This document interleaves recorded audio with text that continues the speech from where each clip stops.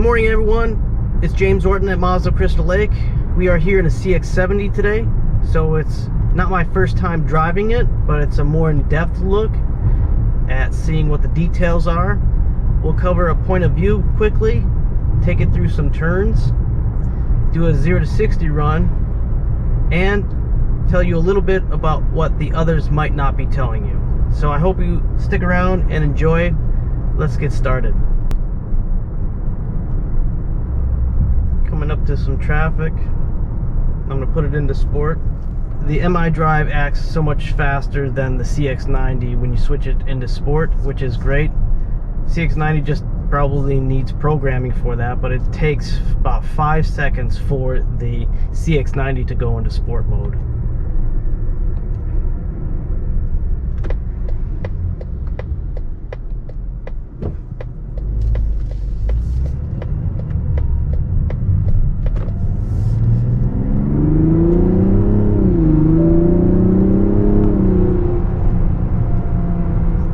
Shift logic can be programmed into your favorites so that when you want to permanently hold gears and not have it auto upshift as much, you can program that to your fingertips over by the favorites in the favorites key.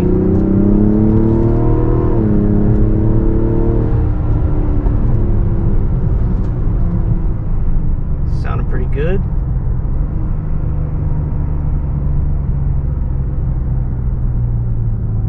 So that's what I've done here, and through that S-curve there is put it into permanent shift control through the paddle shift logic settings.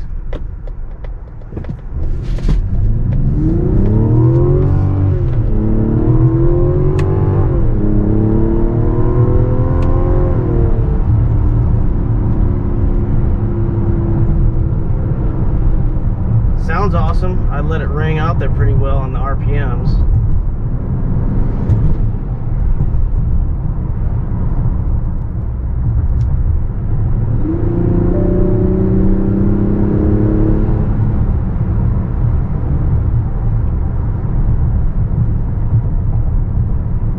Now they modeled this inline 6-cylinder to go after the B58 and BMW's X5, or their pride and joy engine, the most awarded engine on the planet. Why would you not trust Mazda to go after a modeling of that? So I think that's pretty incredible. And now that modeling after, say, an X5 or a BMW inline 6, what that does for the weight distribution is even greater, because you have that inline 6 hanging over the back of the front axle, just securing more evenly distributed weight on a chassis. Better performance, turn in, and handling.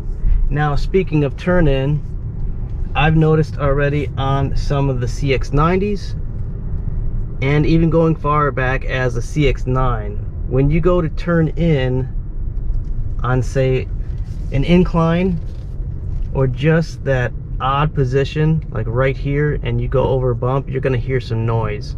I drove a CX-90 yesterday as a loaner vehicle and still have what they call unpleasant noises that there are bulletins out for. So if you need reference to that, just drop a comment, but I'm sure somebody else has heard of that when driving a CX-9 and maybe even a CX-70.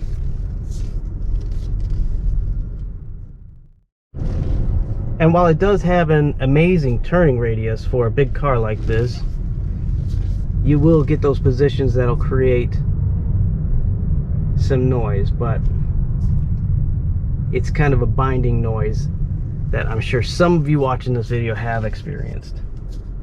But I wish they would have figured that out before launching. Also, you still have a shifter to rest your hand on. For me, that's more comfortable than having a switch to go into or a button to select for a transmission and nothing to kind of secure your hand or make comfortable. It is a different gate, so it's almost like a L-shaped gate to where you can forget to put it in park sometimes. If you have a guest driving your car, you always want to kind of remind them about the weird gate that they've done here on Mazda. And when you start the vehicle up, you cannot, in older vehicles you would be able to just jam it into drive. You do have to wait about 4 seconds to put it into drive after starting the vehicle. Just something to note. But I'll take you up the little ramp that we have here so you can see it engage its all-wheel drive.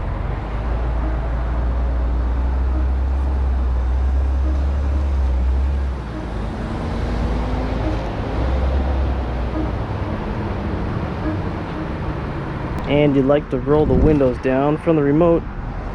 1, 2, 3, 4. Press and hold. In case you didn't know that trick, that's pretty cool. But unlike BMW, they have not figured out a way to roll them up from the remote. So when the first CX-90 made it here, we would get guests to come in and look at it, and customers to purchase them.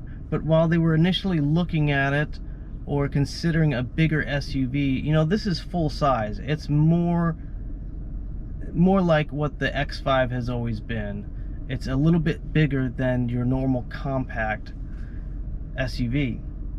And we would have guests look at them and say, do you make the CX-90 without the third row? And we didn't have an answer for that, besides, well, that you could look at the CX-5, but it really wasn't full size, you know, as far as a 5-passenger vehicle, a good size SUV, maybe a little bigger.